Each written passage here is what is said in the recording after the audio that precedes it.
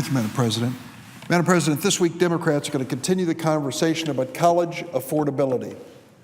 I was joining Senator Elizabeth Warren of Massachusetts, Jack Reed of Rhode Island, and Al Franken of Minnesota, and many others, in fact 24 others, to introduce the Bank on Students Emergency Loan Refinancing Act.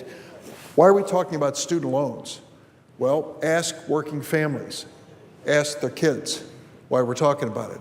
Because there is more student loan debt in America today than there is credit card debt. It's huge, and it's growing. If you finished college a few years back, like me, and had a student loan that worried you, you wouldn't believe what students are facing today. The average student coming out of college, $25,000 in debt. Imagine sitting down at the desk in the college admissions office at age 19 as they push the papers across the desk to you and ask you to sign up for $10,000, $15,000, or $20,000 in loans so that you can start your class on Monday. There you sit, $20,000 in loans to start my class on Monday? And you're 19 years old. Oh, wait a minute, mom and dad have to co-sign with you. And that's not unusual. So that now it is a family debt. I had a press conference in Chicago, Madam President, on Monday. This wonderful woman came in and told the story about how she and her husband, with two sons, were determined to get them both through college. But she hasn't been able to do it. You know why? Because the first son took 5 years, and she and her husband had to borrow the money to get him through school. Good schools, but so much debt for their family that they can't even consider allowing their other son to start college yet. He's waiting for his turn. That's where we are in America today when it comes to college education. If you don't happen to be wealthy or so smart that you get everything paid for, and you're stuck in the middle with working and middle-income families, you're facing debt challenges families have never seen in the history of the United States.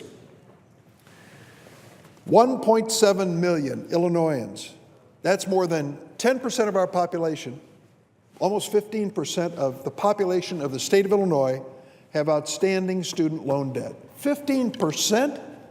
1 out of 6, 1 out of 7 people in my state with student loan debt.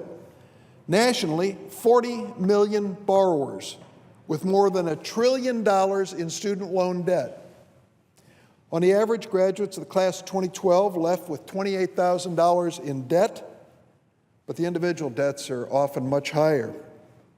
I've had students that I invite them, come to my website and tell me your story, and it's heartbreaking. Heartbreaking.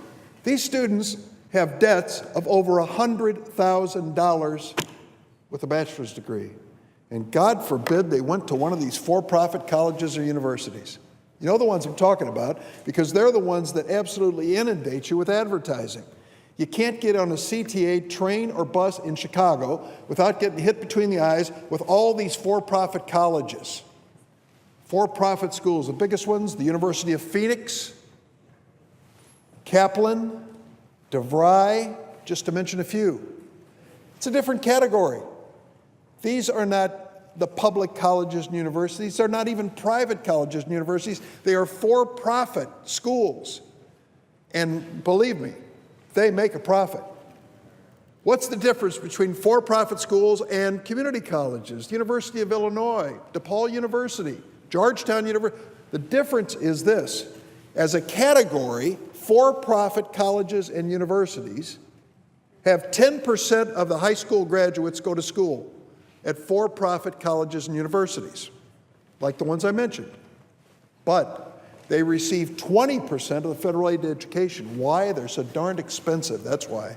And the students who sign up for these schools, these glamorous schools with all the marketing, end up signing up for more debt than you can imagine. Twice the debt of students that go to most other schools. But here's the kicker. Here's the one that the for-profit colleges and universities don't want to talk about. 46% of all the student loan defaults, student loans failure to pay off their loans, 46% of them, students from for-profit colleges and universities. Set that aside for a minute. As awful and scandalous as that is in this country, the exploitation of these students and their families for schools which many times offer worthless diplomas, worthless degrees, and absolutely no ticket to a job. As bad as that is, let's talk about the bigger picture. 90% of the other college students and what they're facing. They're borrowing money right and left. They are sinking themselves and many times their families more deeply in debt than they ever imagined, and they have no idea what they're getting into. You see, student loan debts are not like other debts. It's not like you borrowed money for a house or car or a boat or a temporary loan to get by. Student loan debt is one of the few debts in America not dischargeable in bankruptcy. What does that mean? No matter how bad things get for you or your family, no matter what economic tragedy comes your way, if you end up in bankruptcy court and try to clear the table and start over, you'll never, ever be able to discharge your student loan debt.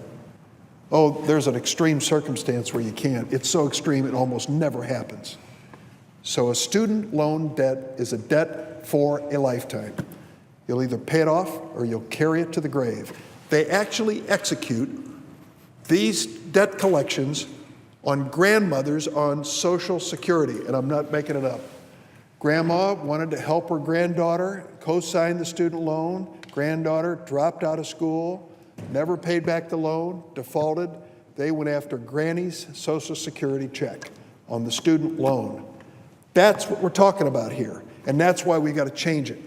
That's why the Democrats have come forward on this side of the aisle. We're waiting for our first Republican to join us to do something about refinancing college debt in America, to at least bring down the interest rates, to allow students to consolidate their loans at lower interest rates so that they'll pay less in interest. That poor family I told you about from Chicago, where the mother came and testified they couldn't let the second son start college because they'd never paid off the debt on the first son, couldn't see how they would. Year after year, they were churning thousands of dollars into payments, all retiring interest and not retiring the principal. The interest just keeps piling up, and God forbid you miss a payment. It's awful.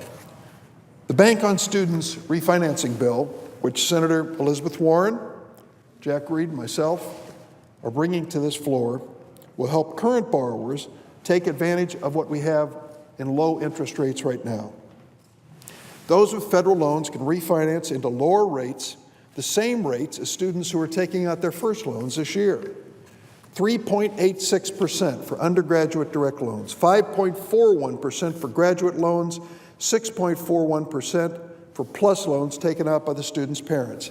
Now, you're going to say, well, those are not rock-bottom interest rates. Believe me, they're a bargain in every category here against what these students are facing today in paying off old debt. Many students will find their interest rate on their loan cut in half. What does it mean? Those of us who borrowed some money in life to buy a home and buy a car, a change in the interest rate of 3 or 4% gives you a chance to finally start reducing the principal. And that's what we want to do so that this debt can be put behind these people. Those with private loans, many of which have sky-high interest rates, few protections for borrowers, at least in the version of the bill we've introduced, can be refinanced into federal loans with lower rates, stronger consumer protections. But I will tell you, today, students don't face the same circumstances. The debt they face is so dramatic.